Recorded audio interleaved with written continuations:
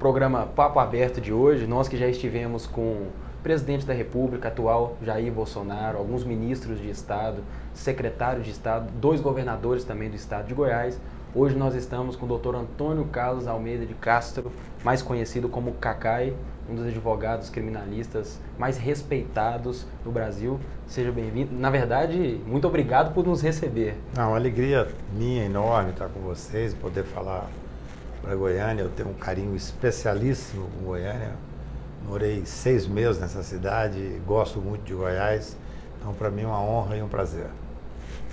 Primeiramente, gostaríamos de lembrar um pouco do passado do senhor, da história do senhor, que, como eu, sou um jurista, um neófito na área jurídica, e estudo muito a vida daquelas pessoas que são referências dentro da advocacia, o senhor na advocacia criminal, e a sua história começou em Patos de Minas.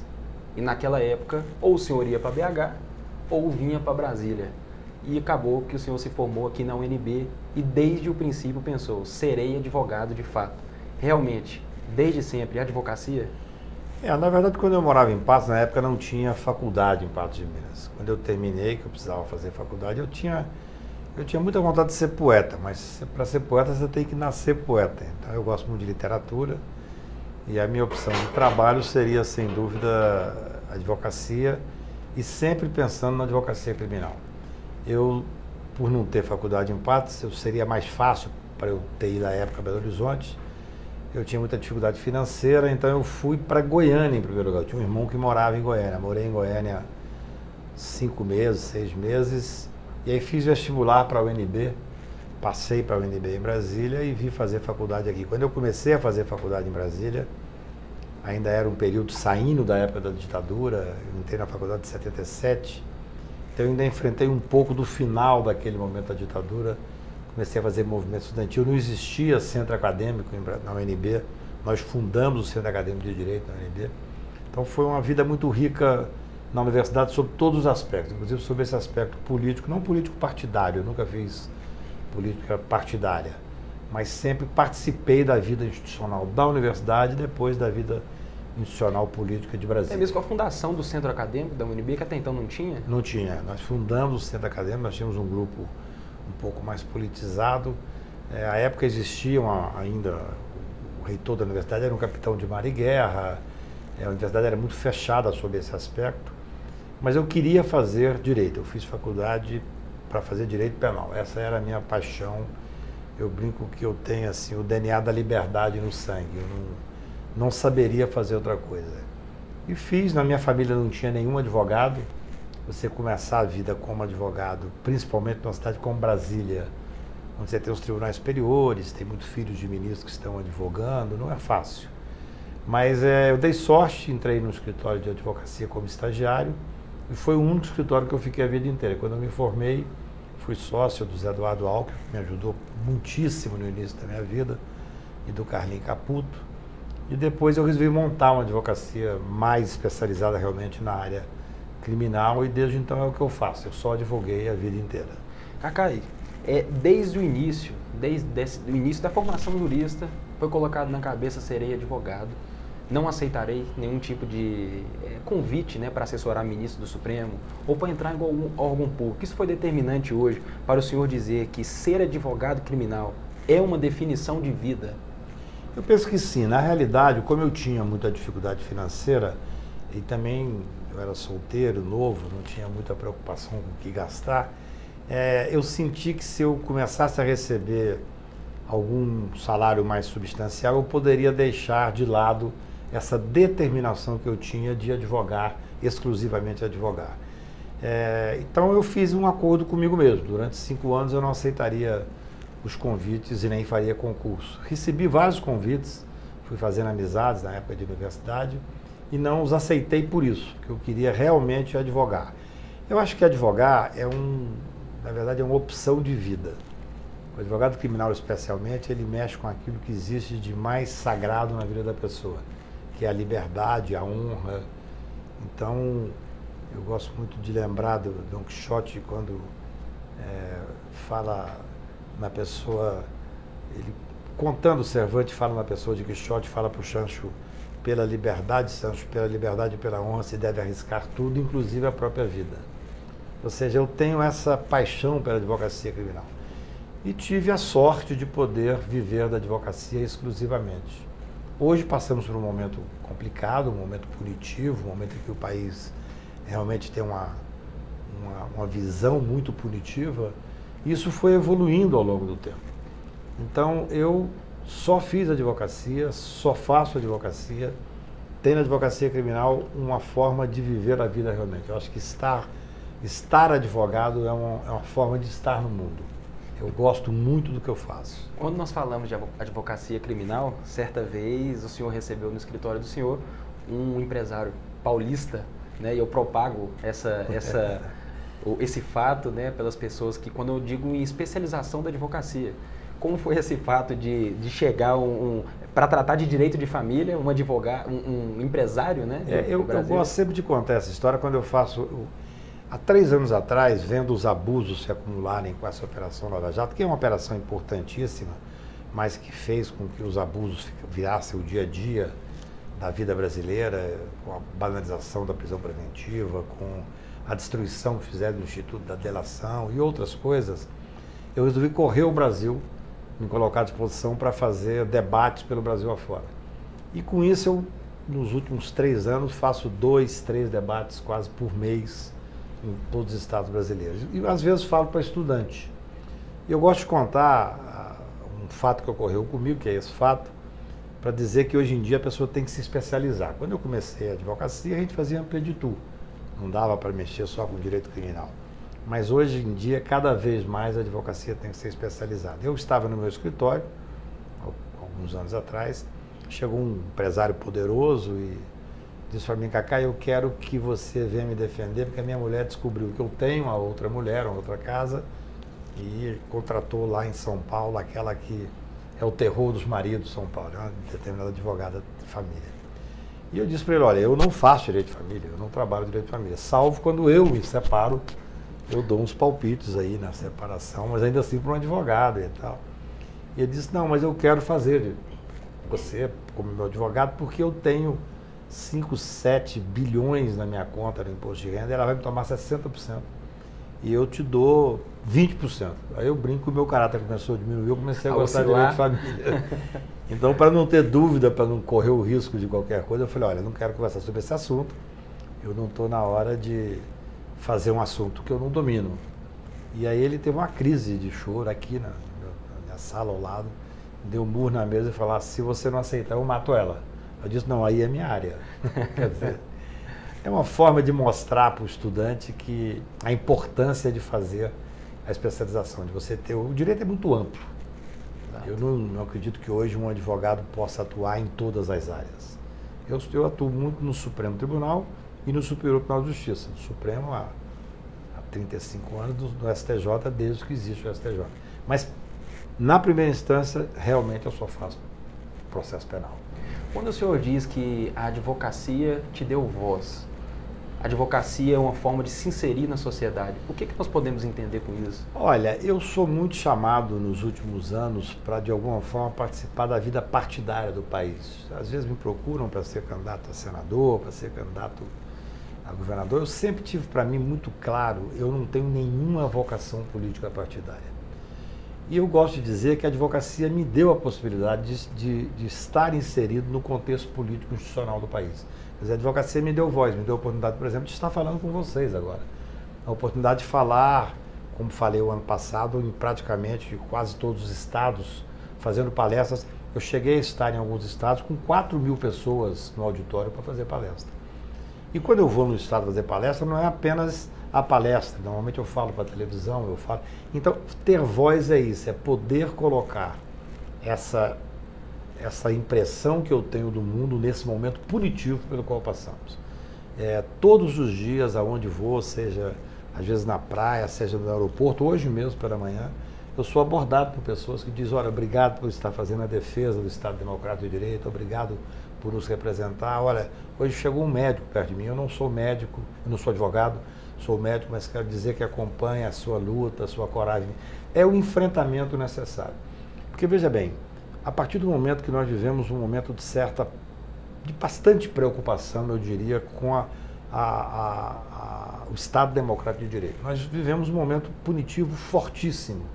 É preciso que a sociedade civil tenha voz. E eu, como advogado, consigo, pelo menos, me fazer ouvir.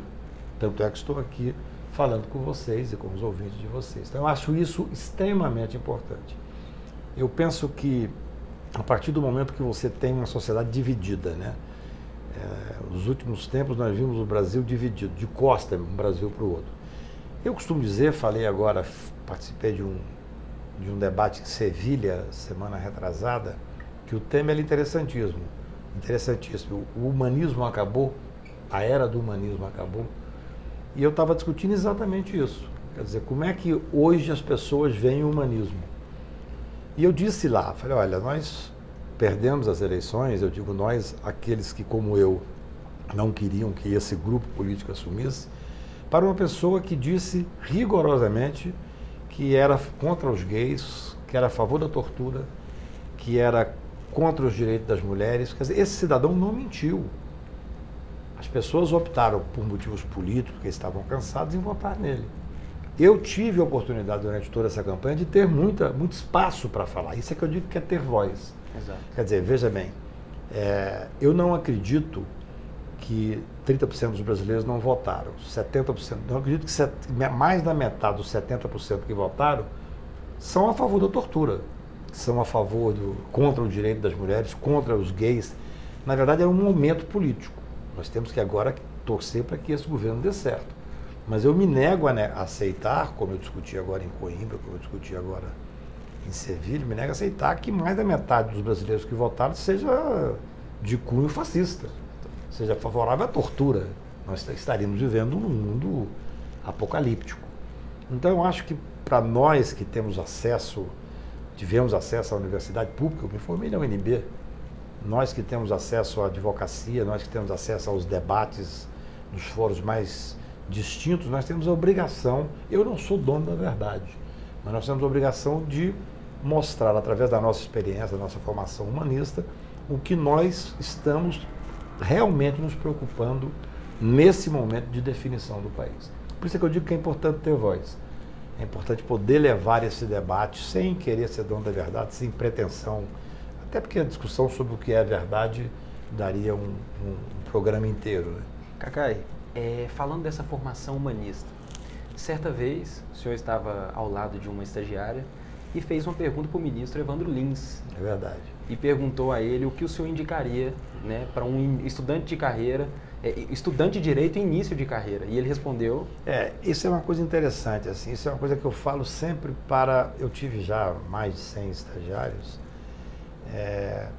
eu respondo sempre aquilo que o ministro Evandro respondeu para uma estagiária brilhante, por sinal, que eu tinha na época. Ele falou, olha, leia os clássicos, leia poesia, leia muita poesia, leia romance, leia livros, leia revistas, leia jornais, se sobrar tempo, leia direito. Eu acho que especialmente aquele que pretende ser advogado criminal, ele tem que ter uma formação humanista muito forte. Porque o advogado ele tem que ter a pretensão de entender o cliente, quase que de ler a alma do cliente que o procura, a advocacia criminal, sempre em momentos de muita fragilidade emocional. O cara procura quando está sofrendo um processo criminal que pode lhe tirar a liberdade ou um processo que pode lhe, de alguma forma, conspurcar a sua honra. Que atinge toda a família. Atinge a família como um todo. O processo penal por si só já é uma espécie de condenação. Então eu acho que nessa hora que a pessoa tem que ter essa pretensão de entender a alma humana, ele tem também depois que poder levar esse drama para um juiz. Não só através da letra fria da lei. O que eu digo muitas vezes é que o bom advogado é aquele que consegue pelo menos fazer chegar ao juiz a necessidade que ele leia a peça. Com esse poder judiciário completamente obstruído por causa da quantidade de processos, o juiz receber e ouvir o advogado já é uma grande vantagem.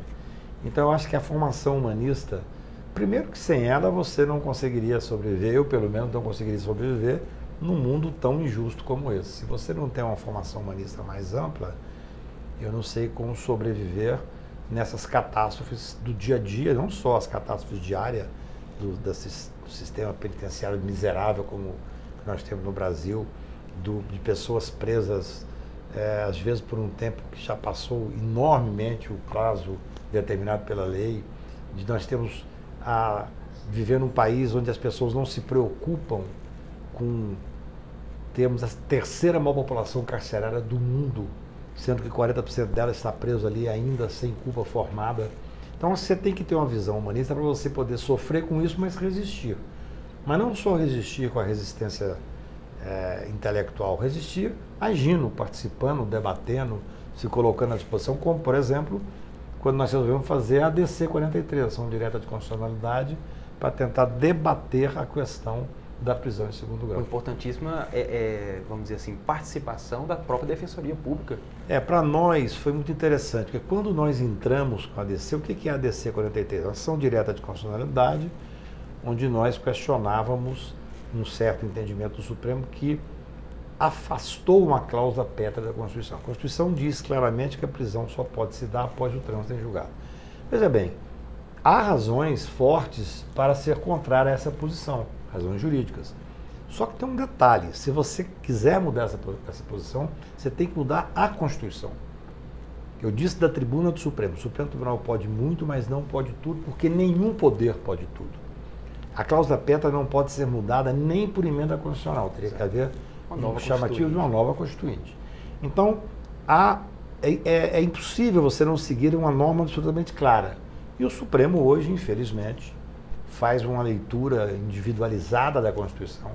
É como se nós existíssemos quase 11 Constituições, uma para cada ministro. Eu costumo brincar que quando eu era estudante, eu achava que ser revolucionário era avançar os direitos acima da Constituição. Hoje eu tenho certeza que ser revolucionário é cumprir a Constituição. Então, quando nós entramos com a ADC 43, o Lula não era sequer processado. Começou o julgamento da liminar, nós perdemos por 6-5, mas é um julgamento provisório, e aí o Lula foi condenado. Não tinha nada a ver com o Lula essa história. Essa história, ela atingia e poderia beneficiar a milhares e milhares de pessoas sem rosto, sem voz, sem condições de ter acesso com alguma dignidade ao poder judiciário, que são esses milhares que estão presos de forma absolutamente inconstitucional. E com a prisão do Lula, começaram a dizer que essa ação era para beneficiar o Lula, de uma forma covarde até, eu diria. E, felizmente, vieram como amicus curiae vários institutos de direito penal, e especialmente as defensorias públicas, que têm como cliente exatamente a clientela tradicional do processo penal, que é o negro, o pobre, o desassistido. Então, aquilo deu um cala-boca nesses que diziam que essa ação tinha um fim específico de proteger algumas pessoas poderosas. Ao contrário.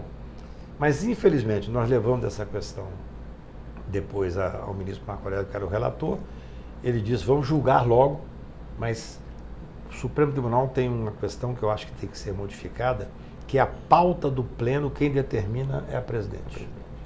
Eu acho que isso é um erro. Às vezes ela está, naquele momento, o Lula não tinha sido julgado em segundo grau, e eu pedindo para julgar exatamente para que depois não vinculasse o processo ao Lula.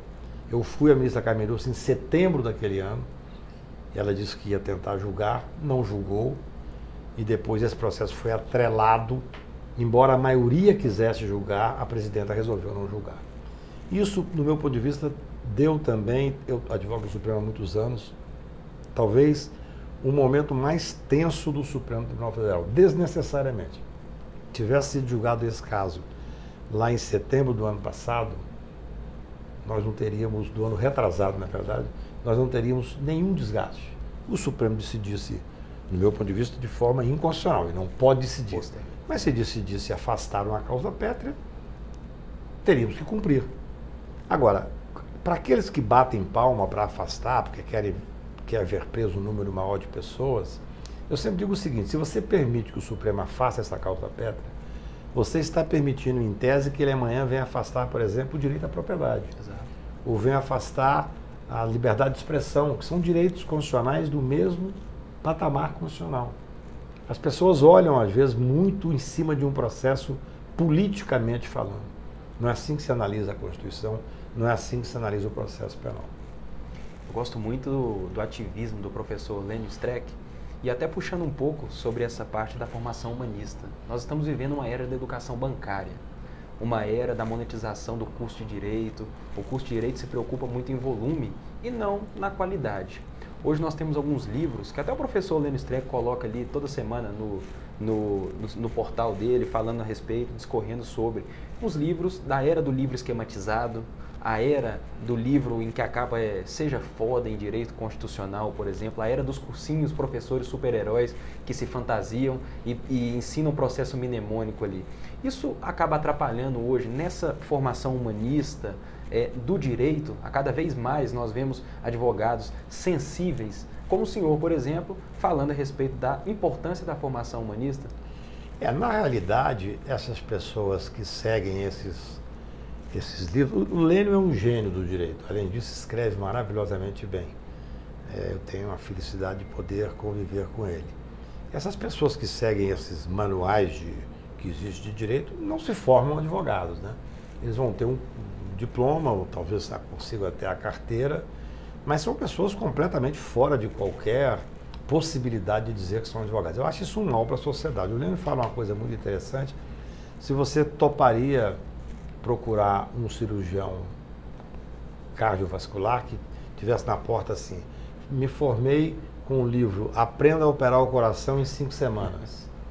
Essa é a realidade, quer dizer, esse excesso, essa banalização que fizeram dos cursos de direito no Brasil, essa quantidade enorme de cursos de direito no Brasil, é uma coisa triste, porque você às vezes, eu que tenho falado muito pelo Brasil afora, às vezes eu encontro pessoas já no último ano de direito que não têm a menor noção do que é um curso de direito. Isso é uma coisa grave. Eu acho que essa banalização ela faz com que nós tenhamos hoje um número enorme de pessoas sendo julgadas no mercado sem a mínima condição de ser advogado. Não precisa nem ser advogado mesmo, de se dizer bacharel em direito. Agora, só abordando uns pontos, né, que nós tivemos do senhor na própria sustentação oral daquela emblemática ação penal 470, que o senhor vai ao Supremo Tribunal Federal e faz a sustentação para Zilmar e Duda, e ali nós temos ali como se fosse uma aula mesmo de direito penal, em que primeiro o senhor fala a respeito desse embate entre Ministério Público e advocacia, que muitas das vezes não é um embate com paridade de armas, que o procurador-geral na época, o Dr. Gurgel, ele entra juntamente, né, com os 11 ministros da Suprema Corte. Eu fiz uma figura forte de linguagem ali, porque na realidade eu sou absolutamente contrário a uma série de questões que estão formalizadas na estrutura dos tribunais. Por exemplo, o procurador ele senta ao lado do presidente. O advogado ocupa a tribuna por 15 minutos. O procurador, durante várias vezes na sessão, ele tem a liberdade de conversar com o presidente ou conversar com outro ministro. Ele sai dali, vai para o lanche com os ministros, conversando sobre o processo que eu estou atuando. Eu tenho o direito de saber o que eles estão conversando. Até eu fiz uma espécie de uma provocação ao doutor Gurgel, dizendo: olha, quando o senhor entrou aqui com ele, meu cliente que estava lá falou: vem cá, mas ele julga? Exato. E outra questão, se eu me levanto e saio da tribuna, atravesso ali, chamo o presidente e falo no ouvido dele, seria um escândalo. Primeiro que não seria permitido. Então, a advocacia, um dos problemas nossos também é que acho que a ordem se omitiu na defesa dos advogados. Nos últimos tempos nós não temos visto uma ordem ativa. Porque esse é o ponto, nós não podemos nós temos o direito de ter uma isonomia absoluta junto ao com o Ministério Público e mesmo com o juiz. Não existe nenhuma diferença na relação. Claro, o juiz vai decidir, essa é a grande diferença. Né? Esse é o sistema. Mas, evidentemente, o juiz não é maior ou mais poderoso do que o advogado. E nós, infelizmente, vivemos isso com muita frequência. O advogado que não sabe se impor. Eu vou dar um exemplo claro de como não existe paridade de armas.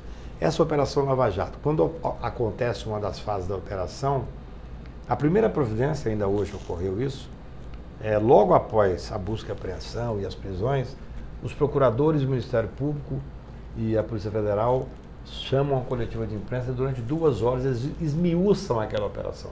Aí mostram lá o WhatsApp do cidadão fazendo a interpretação que quer fazer, mostra a conta bancária do cidadão, já tratando o cidadão como condenado. Se fosse condenado, não poderia ser assim. E sem processo. Não, e nesse caso nem processo há, não há nem denúncia, iniciou.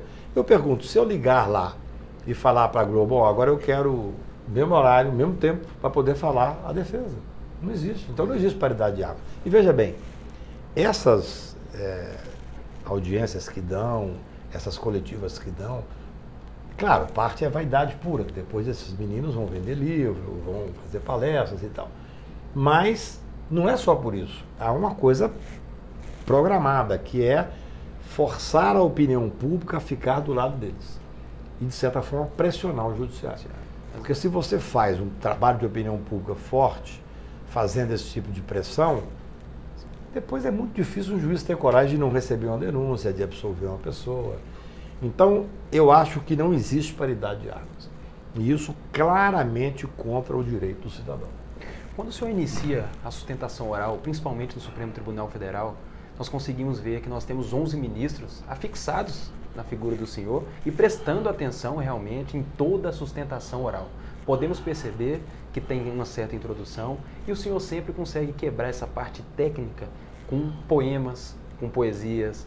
O poeta Leão de Formosa, um poeta mineiro que o senhor gosta de citar bastante, quando o senhor diz, por exemplo, que que se cristaliza o direito entre o embate de Ministério Público e a advocacia, e cita a vida viscosa, entre a náusea e a rosa que a ostra faz a pérola. É para quebrar realmente esse formalismo, é para prender a atenção, essa sustentação oral para ser tão respeitada. Olha, veja bem, eu não sei se tem esse respeito assim, eu digo que eu me dedico muito assim. Primeiro que para você subir na tribuna de qualquer tribunal, mas evidentemente, especialmente na tribuna do plenário do Supremo, você tem que ter um respeito enorme pelo tribunal, como eu tenho.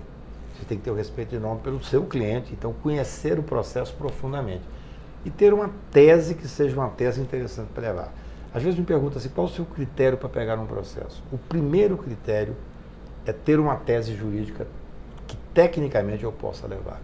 Agora, veja bem, eu estou no Supremo Tribunal frente a 11 ministros, que são pessoas extremamente preparadas para chegar até aquele cargo, até aquela cadeira. E é óbvio que se você faz uma sustentação oral, por exemplo, tem advogado que chega e lê a sustentação oral. Então isso você não consegue, talvez, aquilo necessário que é chamar a atenção para a matéria de fundo. Eu acho muito mais fácil você fazer uma sustentação oral com alguma ousadia, mas com respeito e técnica, do que fazer uma questão muito formal.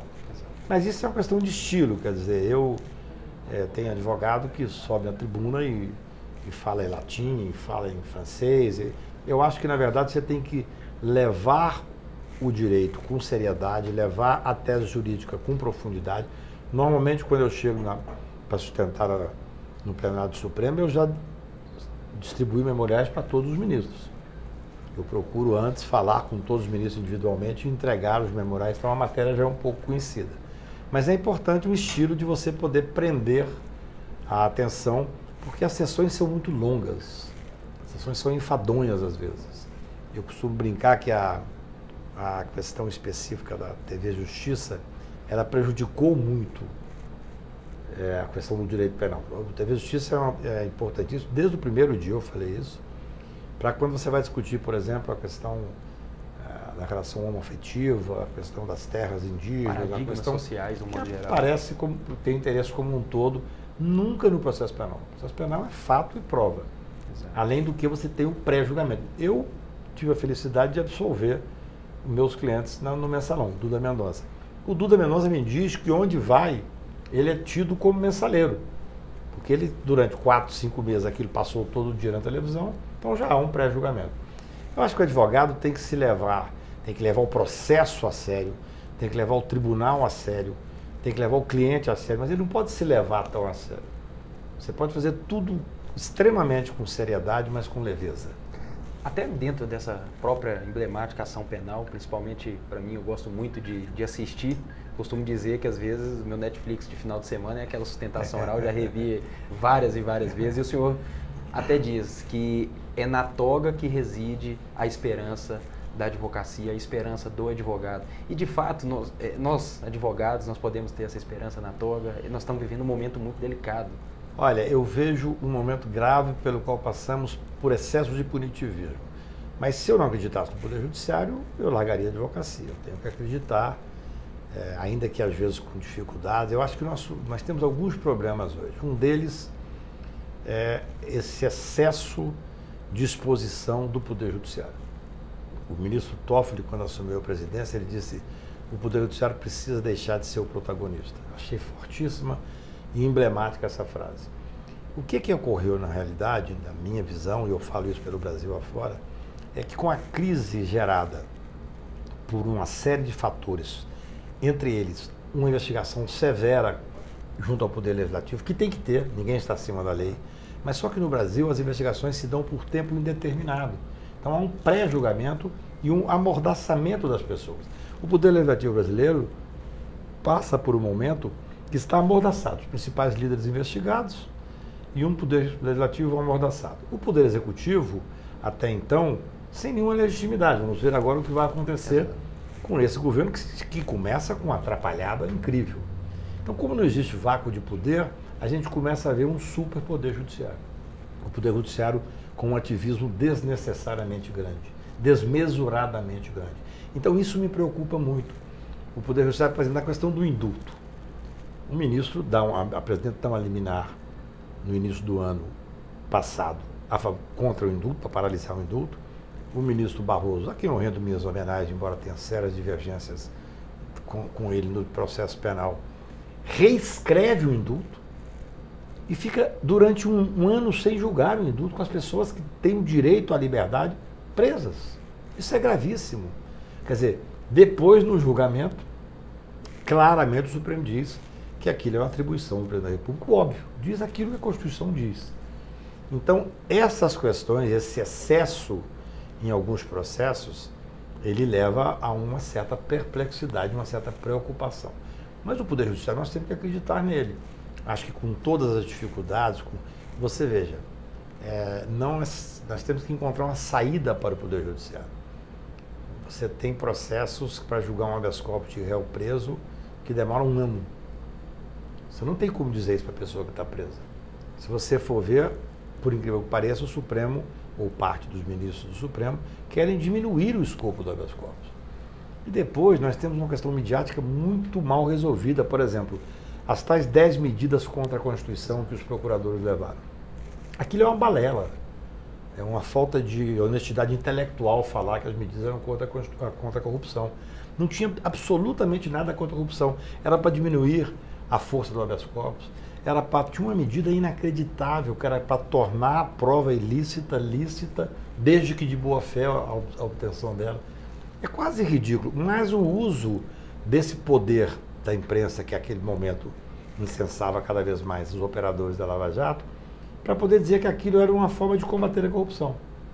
Quer dizer, eu me lembro que certa vez, eu saindo de uma palestra no Nordeste, tinha lá um banner contra a corrupção, um livro para assinar as 10 medidas e uma televisão assim que ninguém conseguia entender, era uma coisa chiando ali.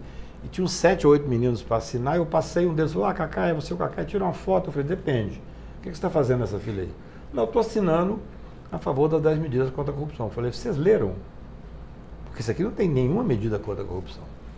Aí isso aqui é para diminuir o habeas corpus, expliquei para eles. Um tinha assinado, riscou, os outros 5 saíram da fila. A falta de honestidade intelectual é tão grande, eu costumo brincar, que eles pediram a Maria Fernanda Cândido para colher a assinatura. Ora, se ela me pede, eu assino em branco o que ela quiser, entendeu?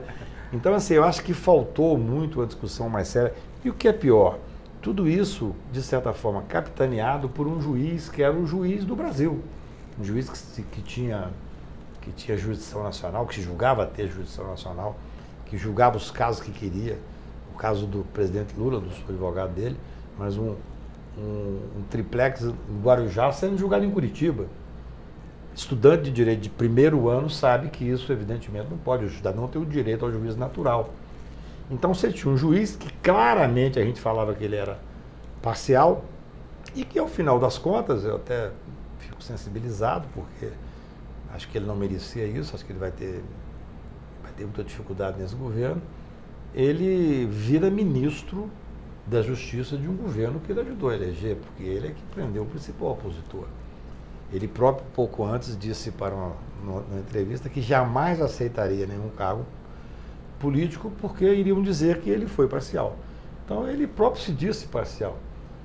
Tanto é que aquele juiz falante que nós víamos a todo momento enquanto ministro, virou um ministro mudo. Porque em um mês a quantidade de coisas que ele já teria mandado prender metade do governo se fosse juiz. Então é um momento complicado, é um momento delicado. Cacai, na Câmara dos Deputados, você até fez uma explanação sobre as 10 medidas. E uma frase que chamou muita atenção, né, foi uma frase até mesmo, citação de um poeta, que a vida, ela dá, nega e tira.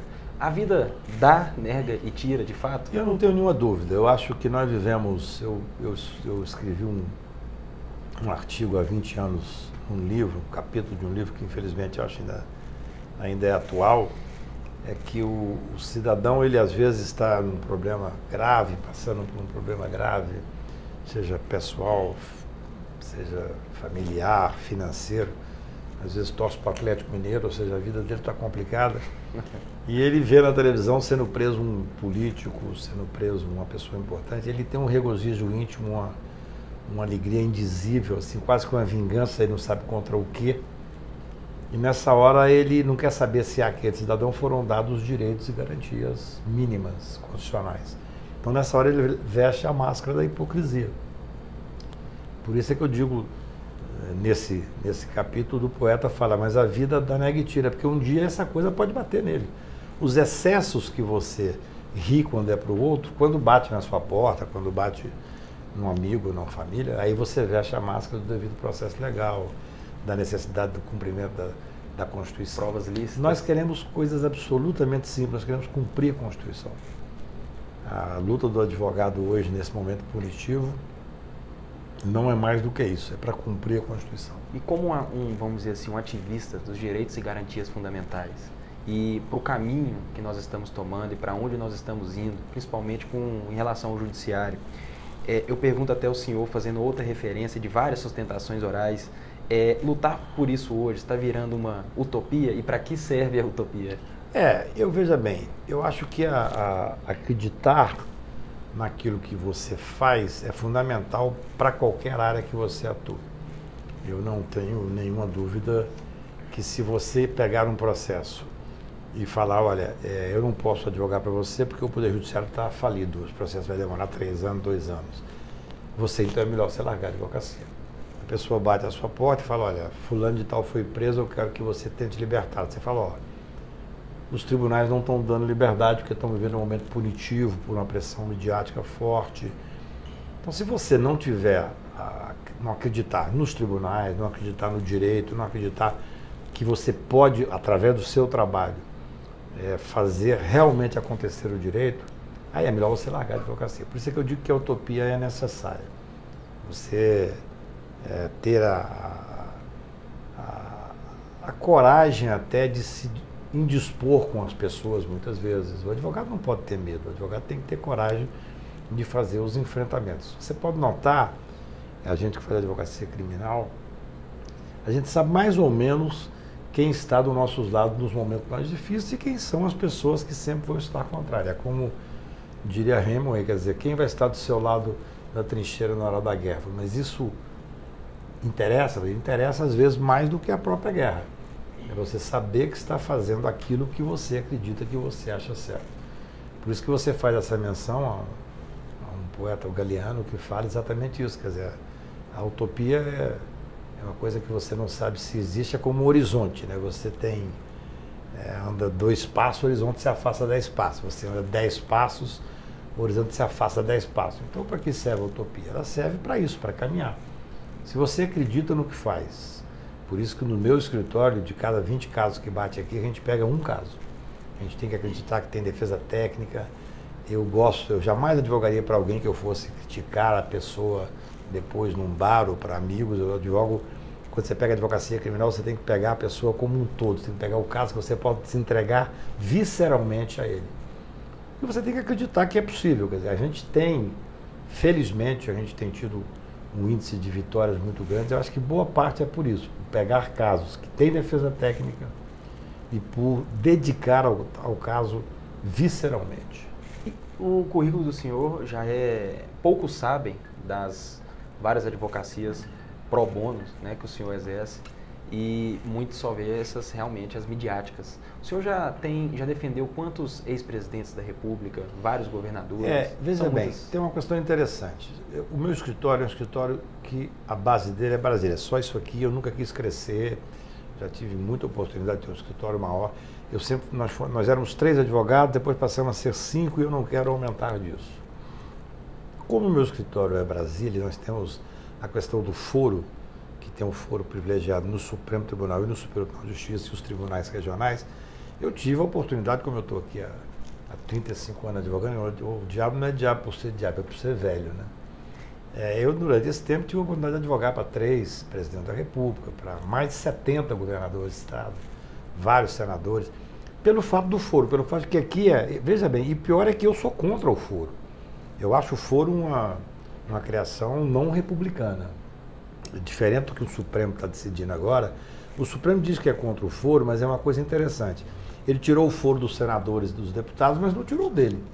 Não tirou dos procuradores da República. Isso é tratar de desigual os poderes.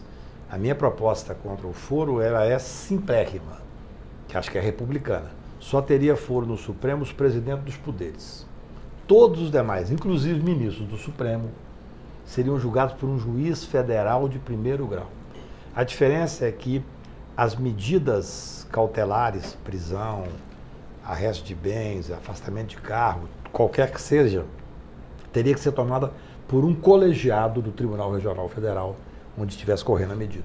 Porque você não pode deixar que um juiz de primeiro grau, às vezes um menino novo, afaste, por exemplo, do cargo o presidente do Banco Central. Vai ter uma repercussão econômica no mundo inteiro, no Brasil inteiro e tal. Mas essa pessoa não pode estar acima da lei. Então eu acho que o processo tinha que ser menos midiático. Agora, para você ter uma ideia, a questão do foro para mim é fácil, é só resolver dessa forma. Põe todo mundo para ser julgado, inclusive os ministros no primeiro grau. E a questão midiática no Brasil tem que ser repensada. Eu tive recentemente cuidando de um cliente na Suíça, um desdobramento da Lava Jato, e lá o advogado com quem eu jantava falou: olha, amanhã vai ser uma matéria grande contra o nosso cliente do principal jornal suíço. No outro dia, no café da manhã, eu peguei o jornal, olhei e não achei a matéria. Liguei para o advogado e disse: não, saiu na página tal, só que aqui não sai nem o nome nem foto. Qual é a diferença? No Brasil você tem toda operação, ou quase toda operação, quando começa, a primeira providência é ter o vazamento. Já faz um pré-julgamento, já faz uma chamativa. Eu me lembro que quando pediram a prisão do presidente Sarney, depois da delação do senador Sérgio Machado, eu estava em Londres, eu liguei para ele, para acordá-lo, para dizer: olha, pediram a prisão do senhor. Ele falou, mas ele ficou perplexo. Eu falei: olha, eu via o vazamento na imprensa, eu estou voltando, felizmente consegui um avião imediatamente, voltei para o Brasil. Eu falei: não pode ser só isso. Era só aquilo. Eles fizeram um vazamento. Tanto é que quando, no final do inquérito, o delegado pediu, a delegada pediu que o Sérgio Machado perdesse os benefícios da delação, porque nada se comprovou. Mas já houve um pré-julgamento, já houve um pedido de prisão, já houve, na verdade, uma condenação, um massacre social. Essa é a realidade. Então, esse momento é um momento muito delicado pelo qual passamos. Por isso é que é importante resistir, é importante conversar, é importante debater. Embora nós tenhamos claramente uma dificuldade, porque houve um maniqueísmo barato que fizeram e que colou, conseguiram fazer um maniqueísmo dizendo assim: não, quem faz críticas aos excessos é contra a luta contra a corrupção. Eu não admito, eu costumo dizer no Brasil inteiro, eu não admito que juiz algum, delegado algum, procurador algum diga que é contra a corrupção mais do que eu, mais do que você, mais do que qualquer pessoa que está nos ouvindo. Só que eu quero esse combate dentro das regras constitucionais, com a garantia dos direitos constitucionais, dos direitos individuais. Essa que é a diferença. E já entrando na reta final, agradecendo, né, essa explanação, essa vivência de vida, eu sempre gosto de falar de Roberto Carlos, que ele diz que se chorei ou se sorri, o importante é que emoções eu vivi. E sentar hoje aqui com o ícone da advocacia criminal como um todo, é uma satisfação para nós do programa Papo Aberto, para todos que estão nos ouvindo. Eu que agradeço enormemente, falando do Roberto Carlos, quando eu advoguei para ele, foi uma coisa muito interessante, que ele me procurou, na questão específica do Supremo, Eu falei, Roberto, eu advogo com uma condição. Eu jamais defenderia a necessidade da autorização prévia, porque isso é censura. Eu acho que quando você escreve um livro, uma biografia de uma pessoa, você tem o direito de escrever o que quiser. Mas se alguém erra deliberadamente ou mente deliberadamente, tem que assumir essa responsabilidade. Ou ressarcindo aquela pessoa, ou mesmo retirando posteriormente. Mas posteriormente. Ele diz, não, defenda dessa forma. E eu fui à Tribuna do Supremo e comecei a sustentar, dizendo assim, são tantos anos que eu estou aqui, são tantas emoções. E eu não poderia, claro, deixar também de citar aqui, que para mim é a frase mais emblemática, que em uma de suas sustentações orais eu anotei e sigo, né, que é do poeta Leão de Formosa, não sei se o senhor lembra, aperfeiçoa-te na arte de escutar. Sem dúvida nenhuma, isso eu acho que todos nós devemos pensar isso na vida, não é só na advocacia não, né? Aperfeiçoa-se na arte de escutar. Só quem ouviu o rio pode ouvir o mar. Acho que isso é um ensinamento para todos nós. Muito obrigado. Obrigado, prazer e alegria.